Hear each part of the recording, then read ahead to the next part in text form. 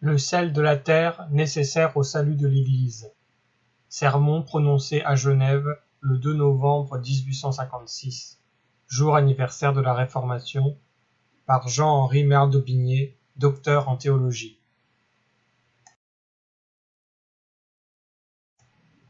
Vous êtes le sel de la terre, mais si le sel perd sa saveur, avec quoi le salera-t-on ? Matthieu chapitre 5, verset 13.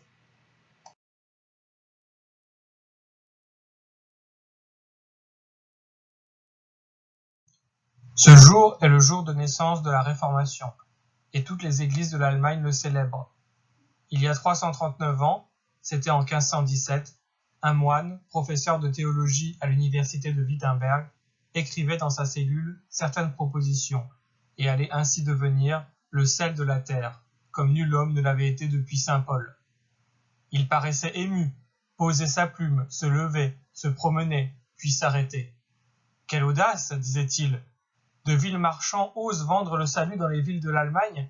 Je trouve au confessionnal des pénitents qui se reconnaissent coupables de libertinage, d'usure, d'adultère, puis exhibent, pour se justifier, des lettres d'indulgence qu'un misérable dominicain ose, de sa voix retentissante, offrir à tout venant.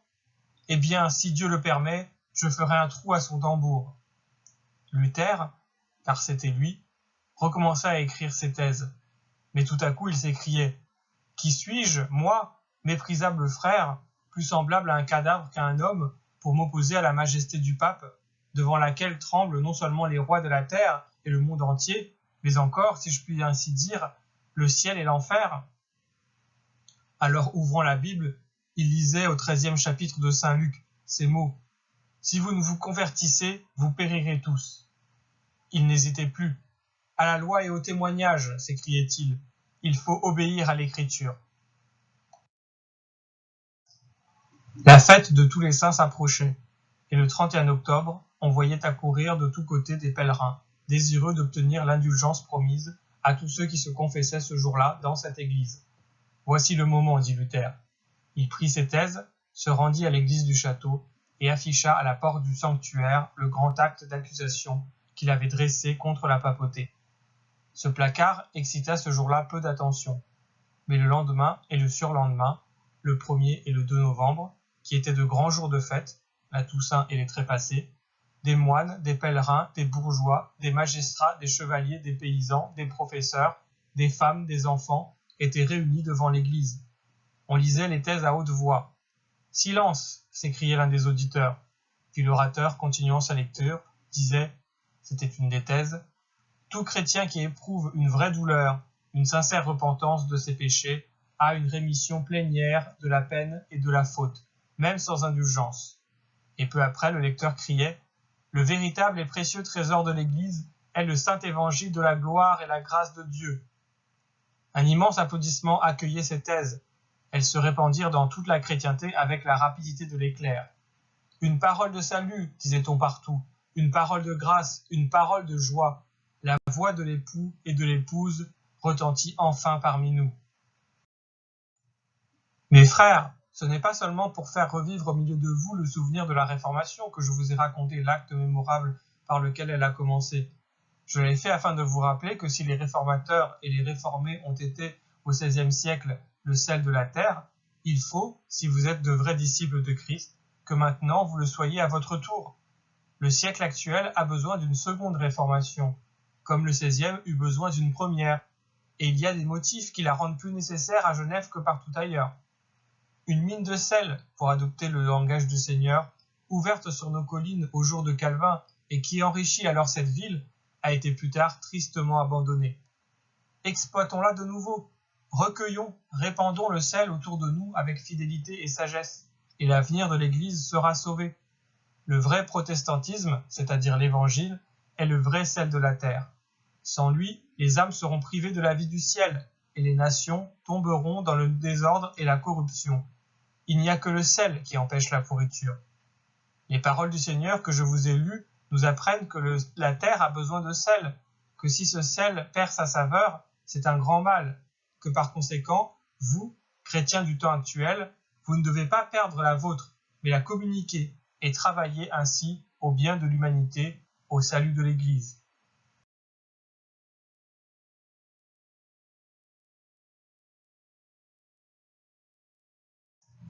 Le sel a, vous le savez, une force piquante, stimulante, qui a surtout deux effets, celui de préserver les aliments de la corruption et celui de leur donner une certaine saveur. Le sel n'est pas l'assaisonnement le plus agréable, mais il est le plus indispensable. Que deviendrions-nous sans ce petit minéral? Or, si la création matérielle a besoin de sel, la création spirituelle en a plus besoin encore. Si la grande chaleur corrompt les viandes qui se vendent à la boucherie, comme parle saint Paul, si la fièvre corrompt la masse du sang, si les miasmes corrompent l'air, un être ennemi du bien et dans lequel le mal est si profondément enraciné qu'il cherche à corrompre d'autres êtres, un être qui sait choisir avec une intelligence inouïe les moyens de nuire, Satan a persuadé l'homme de désobéir à Dieu, et l'homme s'étant laissé séduire, la corruption morale est entrée dans son cœur et se transmet dès lors par la génération à tout le genre humain. L'homme fut dès ce moment privé de toute communion avec Dieu, et la puissance du péché est telle qu'il lui est impossible de se soustraire par lui-même à cette grande corruption. Toute l'imagination des pensées de leur cœur n'était que mal en tout temps, dit l'Écriture. Il en est encore de même. Le divorce entre Dieu et l'homme continue. Il y a encore des violences, des outrages, des cruautés, de mauvaises pensées, de l'envie, des inimitiés, des querelles, de l'ivrognerie, de mauvais moyens pour avoir le bien d'autrui, des actes d'avarice, des fraudes, de l'orgueil, de la folie, de l'impudicité, des adultères, des larcins, des meurtres. La terre est encore toute pleine de la corruption originelle. Si je vous faisais entendre ces discours où s'étalent effrontément le voltairianisme, le panthéisme, l'athéisme, si je vous montrais de loin seulement ces repères qui se trouvent dans de grandes capitales, mais aussi dans de plus petites villes, ces bourgs du vice, ces assemblées déshonnêtes, ces maisons de prostitution, ne vous écrieriez-vous pas « Ô mon Dieu, donne-nous du sel !» Même ce qu'il y a de meilleur parmi les hommes a besoin de sel. Cette bienveillance, ces rapports de société ou de famille, qui offrent beaucoup de charme, tout cela, s'il ne s'y trouve pas quelque sel, est mêlé d'égoïsme, d'idolâtrie, est atteint de corruption. Pauvre homme, ceux mêmes qui semblent appelés par leur position à être tes aides, tes médecins, sont souvent les ennemis de ton âme. Peut-être tes conducteurs sont des égarés. Peut-être tes princes, tes magistrats sont les sujets du vice et les esclaves de la convoitise. Peut-être tes juges sont des coupables. Peut-être tes pasteurs sont des brebis perdues. Eux-mêmes n'entrent pas au royaume des cieux et ils ne souffrent pas que ceux qui veulent y entrer y entrent, dit le Seigneur. Aussi, mes frères, il est des âmes dans le monde, peut-être dans cette assemblée, peut-être vous, qui sentent le besoin de sel, qui soupirent après un souffle de vie, après une puissance qui les purifie, après une nourriture qui les fortifie. On vient, on accourt à leur aide, de droite, de gauche, on leur sert toutes sortes de plats, d'assaisonnements, mais pas un seul ne les restaure. La civilisation, l'instruction, la culture intellectuelle et philosophique, dit-on à ces âmes qui chancellent, qui succombent, voilà le sel qui vous délivrera. Sel admirable, vraiment. Il ne manquait pas au siècle d'Auguste, et pourtant, la société païenne, sous la conduite de Néron et de quelques autres monstres, alla se précipiter dans l'abîme de la pourriture et de la mort. Il ne manquait pas au siècle de Louis XV, et pourtant la société française, sous la conduite de Robespierre, de Marat et de quelques autres monstres, alla se précipiter dans un abîme de sang. Des services religieux, des rites, des sermons, des livres, une église nombreuse, puissante, dit-on alors, voilà du moins le sel qui vous délivrera. Mais y a-t-il de vrai sel dans tous ces discours et dans tous ces rites? Cette immense église romaine, cette immense église grecque, ne sont-elles pas toutes pleines de cérémonies religieuses?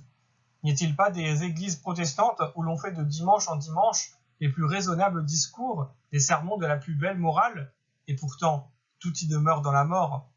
Voici du moins, poursuit-on, un sel qui vient de Dieu même. Les épreuves, les douleurs domestiques, la ruine, la mort, les révolutions, la guerre, la peste, le choléra. N'y aura-t-il pas là des amertumes salutaires? Il y a là une force qui abat, mais non une force qui relève. Une puissance qui brise, mais non une puissance qui restaure. Ces désolations sont elles-mêmes des suites du péché. Ce sont les aigles qui s'assemblent autour du cadavre pour le déchirer et le dévorer. Mais où est le sel qui dissipera la pourriture et donnera la vie à ce corps mort. Vous êtes le sel de la terre, disait Jésus à ses disciples. Frères, ce sel abonde-t-il à cette heure? Si la couche est plus étendue, elle est moins profonde. Combien n'en est-il pas parmi nous qui n'ont point de sel en eux-mêmes? Nul n'a du sel si par une naissance venue d'en haut, il n'est entré dans le royaume de Dieu. Le sel manque dans nos greniers, quelques grains çà et là. Qu'est-ce que cela pour tant de gens? Que faire, direz-vous? Allez, entrez dans la mine des Écritures, fouillez, frappez avec le marteau de la foi. Le sel que vous y trouverez, c'est Jésus-Christ. Croyez à l'œuvre parfaite qu'il a accomplie sur la croix, et par laquelle l'âme est sauvée pour toujours. Il y aura dès lors en vous le sel le plus exquis. Les hommes n'ont rien en eux qui ne soit fade et sans saveur, dit Calvin, à moins qu'il soit assaisonné du sel de la doctrine céleste. Oui, le sel qui doit être en vous, ce n'est pas, sachez-le bien, certains tours vifs et piquants que vous saurez donner à vos discours. C'est la parole de Dieu en vous, c'est l'Esprit Saint en vous, c'est Jésus-Christ en vos corps mortels. Si vous ne pouvez dire comme Paul, Christ vit en moi, vous ne pouvez dire, j'ai du sel en moi-même. La corruption d'en bas ne peut être détruite que par la sainteté d'en haut. La vie terrestre ne peut être sanctifiée que par la vie céleste. C'est ce qui est éternel qui sauve. Et vous, chrétiens, je parle des vrais chrétiens, vous avez déjà du sel, et vous pouvez le répandre. Vous n'êtes pourtant que des vases, même, dit saint Paul, des vases de terre. Mais vous êtes des vases dans lesquels se trouve la substance médicinale, l'assaisonnement du ciel. Des vases où Dieu met du sel. C'est pourquoi Jésus vous appelle le sel de la terre.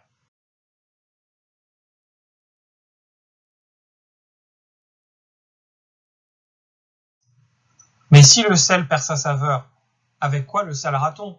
Si cette force piquante, stimulante, saine et salubre se change en fadeur, peut-être même en corruption, quel mal! Et pourtant cela s'est vu sans cesse. Dieu n'a jamais mis du sel sur la terre, sans que ce sel ne se soit perdu. On a même prétendu qu'un réveil ne durait pas plus de 30 années. Que devint le sel que le peuple d'Israël a été destiné à répandre? Hélas, dès le temps même d'Abraham, ne vit-on pas le juste Lot perdre sa saveur dans Sodome? Et lisez dans Jérémie ce que furent Juda et Éphraïm. Que devint le sel que Dieu répandit aux temps apostoliques? L'hérésie d'un côté, le sacerdotalisme de l'autre, puis dès le jour de Constantin, le paganisme sous l'apparence chrétienne s'attaquèrent à cette substance divine, et le sel perdit sa saveur. L'Église romaine n'est qu'une mine de sel qui s'est transformée en un abîme de corruption. Que devint le sel que Dieu répandit en abondance à l'époque de la Réformation? Mes entrailles sont émues, dirons-nous avec Jérémie. Mes yeux défaillent à force de larmes. Malheur à nous parce que nous avons péché. Quand en France, l'humilité de la vie chrétienne diminua, la politique se mêla à la foi. L'esprit de parti envahit les Huguenots et des torrents de sang coulèrent dans tant de guerres, dites de religion. Alors le sel perdit sa saveur. Quand en Angleterre, la spiritualité de l'Église et la grandeur du mystère de piété furent oubliées, quand un sacerdoce presque papiste, une morale presque déiste montèrent dans les chairs, alors le sel perdit sa saveur. Quand en Allemagne, la vie en Christ et la doctrine du Christ furent délaissées, quand on vit au XVIIe siècle une doctrine aride, au XVIIIe siècle un rationalisme incrédule dominé dans les universités et les églises, alors le sel perdit sa saveur. Enfin, plût à Dieu que ma tête fût un réservoir d'eau et mes yeux une fontaine de larmes. Quand à Genève, en 1725, la Compagnie abolit la confession de foi helvétique et le petit conseil se contenta de demander que l'on ne fît pas de bruit de ses affaires, surtout pas à l'étranger, quand le Fils éternel fut déposé de son adorable divinité et ne fut plus considéré que comme la première créature, alors le sel perdit sa saveur. Ainsi, il s'est trouvé des époques fatales où toutes les églises de la Réformation ont dû, l'une après l'autre, s'écrier « La couronne est tombée de notre tête ». Ne courons-nous pas le même danger maintenant? Le mal qui n'a pas manqué d'atteindre l'Église dans tous les âges ne nous menace-t-il pas à cette heure? Il n'y a ni parents pieux, ni éducation chrétienne, ni anciens, ni ministres, ni presbytères, ni obligation, ni profession qui puisse assurer la persévérance d'un chrétien dans les voies de la fidélité. Le christianisme évangélique dans Genève, je ne dis pas l'Église évangélique libre seulement, mais je renferme dans la même catégorie tous les chrétiens de Genève. Le christianisme évangélique dans Genève semble perdre sa saveur. Quand je vois la prière peu à peu négligée, la lecture sanctifiante de la parole de Dieu peu à peu délaissée, le culte domestique peu à peu déprécié, les conversations peu à peu vaines et médisantes, les œuvres chrétiennes peu à peu abandonnées, je m'écrie avec effroi, grand Dieu, le sel perd sa saveur. Il y a eu des hommes, des femmes, des jeunes gens qui ont donné de grandes espérances, et ces espérances ont été trompées. Il y a telle œuvre que l'on faisait autrefois avec zèle, maintenant on a beau heurter à toutes les portes, on ne trouve plus personne, ou presque personne pour la faire. Nous reprenons nos anciens penchants, notre ancienne manière de voir. Déjà nous sommes déchus, et si nous restons où nous sommes, nous tomberons plus bas encore. Notre chute sera plus terrible que si nous n'avions jamais vu la saveur et la force d'en haut. Nous ne tomberons pas seuls, et nous en entraînerons d'autres.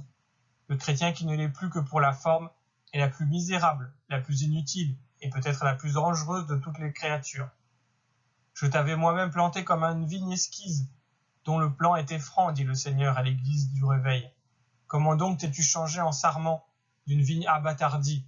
Jérémie chapitre 2, verset 21. Qu'est-ce qui nous a fait perdre, au moins en partie, notre saveur? Grande question, importante recherche. C'est d'abord la négligence de la communion avec Jésus-Christ. Vous avez oublié que Christ, en donnant son âme à la mort pour notre vie, est devenu notre nourriture essentielle, journalière. Vous n'avez pas recherché l'action nourrissante et fortifiante du Rédempteur au-dedans. Vous ne vous êtes pas approprié toujours de nouveau, par la foi, l'efficace de sa mort expiatoire. Or, dit-il dans Saint Jean, si vous ne mangez la chair du Fils de l'homme, vous n'avez point la vie en vous-même. Qu'est-ce qui nous a fait perdre une grande partie de notre saveur? C'est le levain d'Hérode, dont Jésus disait à ses disciples de se garder, c'est-à-dire les délices, la mondanité de cette cour profane, le paganisme pratique de ces hommes qui se disaient encore juifs, mais qui au fond avaient abandonné la loi et la parole de Dieu. Cette idolâtrie de soi-même, qui fait qu'on ne recherche que ses aises, cet égoïsme, cet utilitarisme vulgaire que l'on regarde comme la véritable force d'esprit, cet amour de l'argent, cette ambition, cette dissipation vaine, oh, gardez-vous avec soin du levain d'Hérode. Qu'est-ce qui ôte au sel sa saveur? Ne s'expose-t-on pas à la perdre en tombant, quant à l'Église, en des erreurs dangereuses? Si je vois ici les défauts des autres, je cherche aussi les miens. Je sens que quelque chose m'unit à tous ceux qui croient à la Sainte Écriture. Et tout en soupirant après l'unité de la foi, je ne méconnais pas la grande communauté des intérêts sacrés du protestantisme. Le temps actuel appelle tous les protestants à l'œuvre. C'est pourquoi je signalerai impartialement les erreurs qui peuvent se trouver dans les deux classes du protestantisme. D'un côté, il y a l'erreur qui admet tout dans l'Église, même le vice effronté, même l'incrédulité la plus révoltante. Comment le sel dans ce contact ne perdrait-il pas sa saveur? Je respecte l'Église visible ou particulière, je demande qu'elle ne se recrute pas par la naissance, par une réception en masse, des rites, du formalisme, mais par une sincère profession. Je veux qu'elle soit libre, n'ayant d'autre roi que Jésus-Christ. Je désire qu'elle soit pure et fidèle. Et comment ne le désirerait-on pas, ici, à Genève, où un prédicateur éloquent, poussé par la force de la vérité, se sentait pressé de dire, il y a 7 semaines, dans notre temple de Saint-Pierre, que l'Église dont il est ministre renferme non seulement la masse indifférente, mais les ennemis même de l'Évangile, qui y jouissent, ajoutait-il, des mêmes droits que les fidèles. Et il le disait, j'aime à le reconnaître, avec une noble douleur. Oui, ce système latitudinaire, multitudiniste, en vertu duquel chaque citoyen est membre actif de l'Église, nomme ses conducteurs, élit ses législateurs, quand même il ne croirait pas en Jésus-Christ, quand même il ne croirait peut-être pas en Dieu, ce système, c'est le moindre mal qu'on en peut dire, affadit le sel. Mais tenons la balance égale. Si nous, de notre côté, nous oublions cette Église sainte, universelle, qui est l'Église des élus et le corps de Jésus-Christ, cette Église que le Saint-Esprit crée au milieu de tout peuple et de toute dénomination, si nous avons un attachement sectaire à notre Église particulière, à nos formes propres, si l'orgueil spirituel qui est toujours à la porte se glisse dans notre cœur et l'enfle, en disant que nous appartenons à une Église sainte et séparée du monde, n'y a-t-il pas là aussi un principe délétère qui peut nous faire perdre notre saveur? S'il fallait choisir entre perdre notre vie intérieure, nos œuvres chrétiennes, ou perdre notre organisation ecclésiastique et nos assemblées d'église, pour moi, mon choix ne serait pas douteux, et j'espère qu'il ne le serait pour aucun d'entre vous. Toutefois, ne rejetons rien, et appliquons plutôt la règle que nous donne le Seigneur quand, en parlant des ordonnances ecclésiastiques, ainsi que du jugement, de la miséricorde et de la foi, il dit « Il fallait faire ces choses-ci et ne pas omettre celles-là ». Qu'est-ce encore qui peut nous faire perdre notre saveur? N'est-ce pas peut-être quand on oublie l'importance souveraine et exclusive des grandes et vitales doctrines du salut et qu'on se met à débattre des questions fort minimes? Les uns, esclaves de certaines formes, croient qu'une assemblée n'est pas une véritable église si elle ne se réunit pas dans certaines murailles privilégiées, et qu'un ministre n'est pas un vrai ministre s'il n'a pas certaines patentes officielles données par l'État et s'il ne porte pas un certain costume. Les autres sont esclaves d'autres formes, ou bien leur formalisme consiste à n'en vouloir aucune, à repousser les temples, les chaires, et à exiger peut-être tel ou tel habit, et non tel ou tel autre. On vous dira ne goûte point, ne touche point, dit saint Paul. Mais je préfère ne pas m'arrêter à ces matières délicates. Si un illustre Romain, voyant les citoyens divisés sur quelques questions, s'écriait « Montons au Capitole et rendons grâce aux dieux », nous vous dirons « Élevons-nous jusqu'au ciel et voyons toutes les choses de la hauteur où Jésus-Christ se trouve. Tenons-nous à l'essentiel, réformons les cœurs, réformons les vies, plutôt que de réformer ce qui est tout à fait indifférent au salut. Il est des cas où chacun croit avoir de bonnes raisons à faire valoir, les uns pour une forme, les autres pour une autre, j'aime à le reconnaître. Mais la meilleure de ces raisons ne vaut pas la peine d'une dispute. Nous voulons l'exclusisme des doctrines, nous voulons l'exclusisme de la vie, mais si l'on ne nous imposait jamais l'exclusisme dans les formes, ce serait beaucoup nous abaisser. Nous tenons à la diversité dans les usages du culte, pour établir que chez nous, l'esprit est au-dessus de la forme. Si une église vient à faire consister sa spiritualité dans des puérilités, si elle se met à discuter sur l'habit court et sur l'habit long, elle perd sa saveur et peut-être sa vie. Le royaume des cieux ne consiste ni dans la circoncision, ni dans l'incirconcision, ni dans le manger, ni dans le boire, ni dans la robe, ni dans le froc, mais il est justice, paix, joie, par l'Esprit Saint. Telles sont quelques-unes des causes qui affadissent le sel de la terre. Quel mal pour vous-même, quel mal pour ceux qui vous entourent si vous avez perdu votre saveur. Si le sel est corrompu, tout est corrompu. C'en est fait de l'Église, de son salut présent, et, si le sel ne reparaît pas, c'en est fait de son avenir. Les autres choses, quand elles viennent à se corrompre, dit Calvin, ne laissent pas de servir en quelque sorte. Mais le sel, étant corrompu, ne fait que gâter tout, à quoi qu'on le mette, tellement qu'il corrompt même les fumiers, et consume toute leur graisse. C'est la parole de notre Seigneur dans saint Luc. Il n'est pas même propre pour le fumier, mais on le jette dehors. Dehors, dit Jésus, ce que signifie dans les temps brûlants de soufre et de feu. Telle est la fin d'un sel affadi, et la fumée de leur tourment, ajoute l'Écriture, montera au siècle des siècles.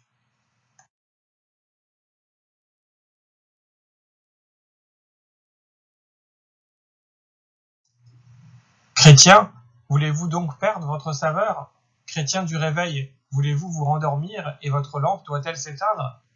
Il est impossible, dit Paul, que ceux qui ont été une fois éclairés, s'ils retombent, soient changés par la repentance. Il est impossible. Mais l'heure terrible que Paul signale n'a pas encore sonné pour vous. Il est temps encore. Oui, nous sommes persuadés de meilleures choses par rapport à vous, mes bien-aimés. Entendez aujourd'hui le commandement que Christ vous donne, et soyez vraiment à l'avenir le sel de la terre. Ils furent le sel de la terre, ces apôtres, ces évangélistes, ces enfants de Dieu du premier siècle. Ils furent le sel de la terre, ces martyrs dont le sang, dit Tertullien, devenait la semence de l'Église. Ils furent le sel de la terre, cet Augustin et ces autres docteurs qui, tout en se trompant à quelques égards, proclamèrent la grâce de Christ d'une voix si forte qu'elle a traversé tout le Moyen-Âge. Et quand les temps nouveaux commencèrent, ils furent le sel de la terre, ces Pierre Valdo de Lyon, ces Vaudois, ces Wycliffe, ces Jean Hus. Ils le furent, ces Luther, ces Calvin, ces Knox, ces Latimer.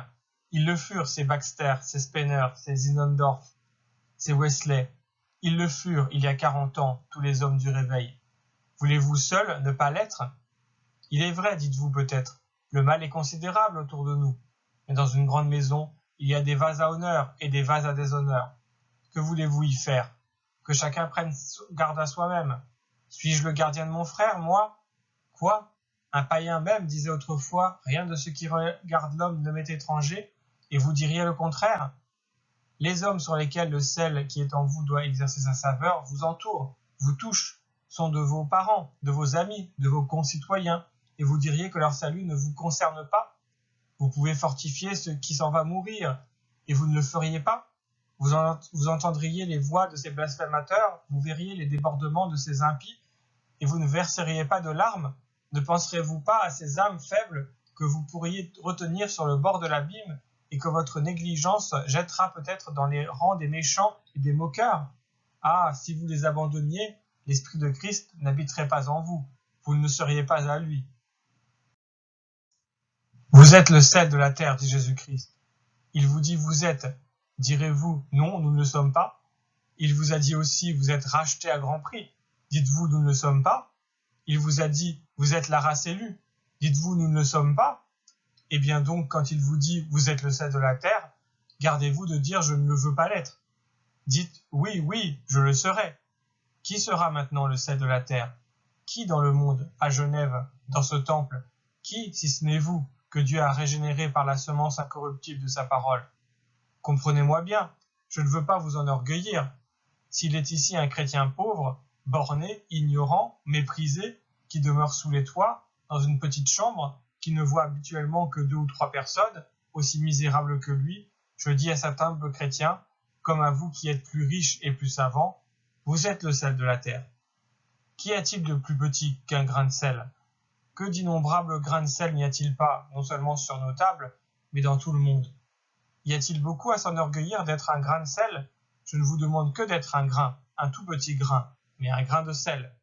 Pas d'orgueil, mes frères, pas d'orgueil, mais aussi pas de fausse humilité, qui ne serait au fond que de la paresse et de la lâcheté. Venez donc, faibles chrétiens, petits grains de sel, venez, quittez un peu vos aises et placez-vous au milieu de la misère et du mal.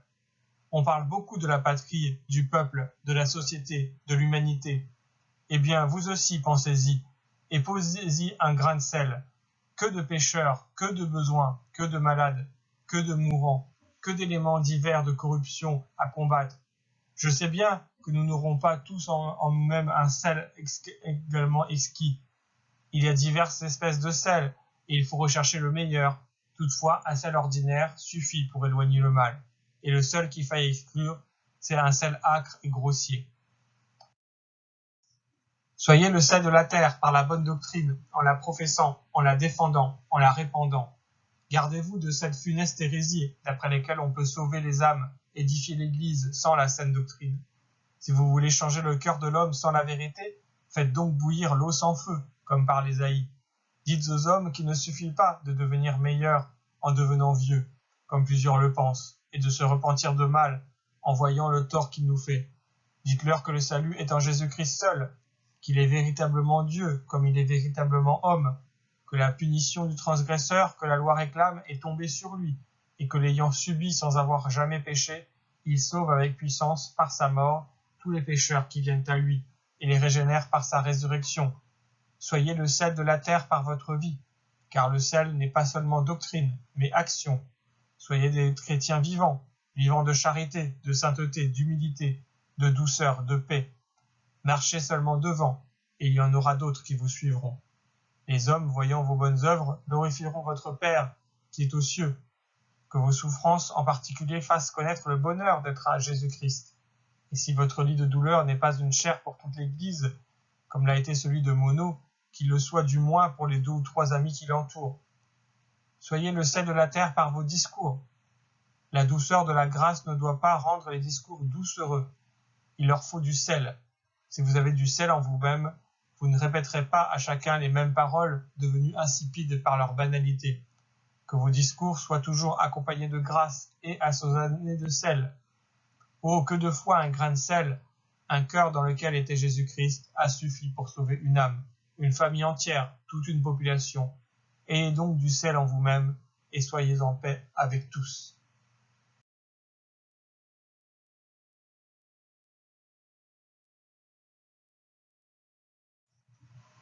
Voilà ce que la parole du Seigneur, mais aussi ce que les souvenirs de ce jour nous commandent. Ce jour, qui est le jour de naissance de la Réformation, nous dit de montrer par toute notre vie que le vrai protestantisme est le vrai sel de la terre. Ainsi donc, avant de finir, je vous poserai une dernière question. S'il y a du sel ailleurs, et il y en a abondamment, N'y en aurait-il pas parmi nous? Je ne sais si je puis vous raconter un trait du voyage que j'ai fait ce printemps en Angleterre comme représentant de chrétiens de Genève. Mais oui, c'est un fait, et les faits ont droit de passage. Le mardi 27 mai, j'assistais à Liverpool à un déjeuner de 400 personnes, donné par 12 négociants de cette riche cité, et auquel avaient été convoqués des chrétiens de toutes nations et de toutes dénominations religieuses. Sur l'une des murailles de la vaste salle se déployaient à droite et à gauche 2 drapeaux, celui de la Grande-Bretagne et celui des États-Unis. Et entre ces 2 étendards avait été placé, ce qui vous étonnera, l'écusson de Genève, la clé et l'aigle, avec la belle devise « Post tenebras lux ». Des discours éloquents furent prononcés selon la coutume. C'était le moment où chacun croyait que la guerre allait éclater entre l'Amérique et l'Angleterre. Aussi, un immense applaudissement se fit entendre quand un ministre de New York, qui était présent, indiquant les 2 drapeaux unis au-dessus de nos têtes, déclara qu'ils ne seraient jamais séparés. Je vous dirai l'intérêt que manifesta l'Assemblée quand un orateur, un Anglais, montrant du doigt l'écusson de Genève et rappelant le passage du psaume 68e où David parle des tribus puissantes de Juda et de Nephtali, ajouta avec le prophète « Mais Benjamin, le petit, a dominé sur eux ». Alors, après une aimable ironie, l'orateur, se livrant à un mouvement d'éloquence, rappela que la vocation de l'Amérique et de l'Angleterre était de porter par toute la terre le sel de l'Évangile, mais que c'était entre les entrailles de nos collines que Dieu, au XVIe siècle, avait fait découvrir ce sel précieux, et des mains de Genève que ces grands peuples avaient reçu. Ne nous étonnons pas, ne nous enorgueillissons pas. Jésus-Christ, quand il veut opérer de grandes choses, prend toujours pour les faire ce qu'il y a de plus petit. Je répète donc une seconde fois cette demande. Aurons-nous envoyé le sel à d'autres, et n'en aurons-nous plus nous-mêmes? Oh, quand fut-il plus nécessaire? Où en a-t-on plus besoin? Le papisme d'un côté, l'incrédulité de l'autre se répandent dans nos murailles. On dit partout en Europe, je l'ai entendu de bouches éloquentes et respectées, que notre protestantisme est ébranlé, que la Genève des réformateurs disparaît, que c'est une nationalité qui s'efface, un peuple petit en lui-même, mais grand par son influence, qui s'en va. Hélas, ce n'est que trop vrai. Que dire? Que faire en cette crise terrible? Tombera-t-on et ne se relèvera-t-on pas? Crie un prophète à Jérusalem. Se détournera-t-on et ne se retournera-t-on pas? Nous ne pouvons pas sauver l'État protestant, mais nous pouvons, Dieu aidant, sauver l'Église du Seigneur. Et si l'Église est sauvée, tout est sauvé. Courage donc, chrétiens, pauvres et petits, riches et intelligents. Allez, soyez le sel de la terre, membres de l'Église de Genève, et je renferme sous ce mot, en ce moment, tous ceux qui se rangent encore autour de la Sainte Écriture inspirée de Dieu. Soyez assaisonnés de sel. Pleurez vos infidélités et les infidélités de Genève au pied de la croix, et haussez par une confession courageuse l'étendard de Christ, Dieu homme, qui nous a rachetés par son sang. Voudriez-vous cacher les fautes de Genève protestante? Ce serait la manière d'agir des hommes, mais non celle du Seigneur. Nous devons nous humilier et non nous enorgueillir. Celui qui cache ses transgressions ne prospérera point, dit l'Écriture, et celui qui les confesse et qui les délaisse obtiendra miséricorde. Cela est vrai des églises comme des individus. Souviens-toi d'où tu es déchu et te convertis, écrivait le Seigneur à une église d'Asie. Et cet appel, je vous prends tous à témoin, Christ le fait entendre à cette heure à cette église de nos pères. Ah, sans doute, mes frères, l'État protestant ne peut plus être sauvé. Nous l'avons dit il y a plusieurs années. Cet État n'existe plus que dans l'histoire, et ses ennemis triomphent. Terrible jugement de Dieu, qui punit sur les enfants l'abandon de la foi en la divinité du Sauveur au jour de nos pères et de nos grands-pères. L'Église protestante n'a rien de mieux à faire maintenant dans Genève que de demander à l'État sa lettre de divorce. D'ailleurs, le divorce existe déjà, et il n'y a plus que la lettre à signer. Mais si l'État protestant est perdu, le protestantisme genevois, ou pour mieux parler, le christianisme des apôtres, doit vivre. Si les partisans de Rome, repoussés tant de fois pendant 3 siècles, sont entrés à la fin dans nos murs, et doivent même y jouir, comme nos principes le demandent, d'une pleine liberté religieuse, si ce parti inconnu de nos aïeux a maintenant parmi nous une grande force séculière, nous pouvons être encore les plus forts dans le domaine de l'esprit par la puissance de la piété. Celui qui est en nous est plus puissant que le monde. Que les chrétiens évangéliques de Genève soient vraiment le sel de la terre, et il y aura deux grands biens qui seront sauvés dans cet horrible naufrage, la moralité et la foi. Or ces deux biens ont été l'essence de l'ancienne Genève. Nous sommes dans une crise. Voici le moment prédit par un Genevois illustre. Puisque le Seigneur a voulu faire de notre cité une cité de Dieu, disait Bonivard, le prisonnier de Chillon, prenons garde que les grâces temporelles qu'il nous a faites nous attruandissent, nous amollissent, en sorte que nous n'en fassions d'Erchef une Babylone, une cité de confusion, une cité diabolique, car sa très puissante main est aussi prête de nous ruer de haut en bas, comme elle a été de nous élever de bas en haut, et de temps plus haut que nous serons, nous fera prendre le soubresaut plus lourd. Le soubresaut est fait, mes frères. S'il n'y avait pas maintenant un seul actif parmi nous, la mort pourrait s'en suivre, et Genève redeviendrait, comme présageait Bonivard, une Babylone, une cité de confusion. Mais si Genève se réveille, si le Saint-Esprit est versé d'en haut, si la moralité et la foi sont sauvées, nous ne mourrons pas, mais nous vivrons. Il y aura des âmes rachetées en abondance pour la gloire de Dieu, il y aura des croyants qui laveront leurs robes et les blanchiront dans le sang de l'agneau. Il y aura même encore, soyez-en sûrs, des grains de sel qui s'en iront au loin saler la terre. La vocation que Genève a reçue du ciel subsistera, quels que soient les coups que lui porte cette femme assise sur cette montagne, à qui les rois donnent leur puissance, dit saint Jean. On m'a moulu de coups, et je ne l'ai point senti, pourra dire l'Église de Christ parmi nous, car je me suis réveillée, ô Dieu, je me suis remise à te chercher. Proverbe chapitre 23, verset 35. Et quand le moment arrivera, et ce sera bientôt, où nous devrons quitter cette ville, ce lac si riant, ces montagnes si sublimes, quand nous devrons sortir de ce monde, alors, mes frères, nous entrerons dans une patrie céleste, dans une ville meilleure, dont les fondements ne peuvent être renversés, dans la vraie cité du Dieu vivant, où il entrera, nous pouvons en être sûrs, aucune chose souillée, et que la gloire de Dieu éclaire. Ô Dieu, donne-nous déjà ici-bas la bourgeoisie de cette ville d'en haut, et accorde-nous-y, sous peu, une place par le sang du Sauveur.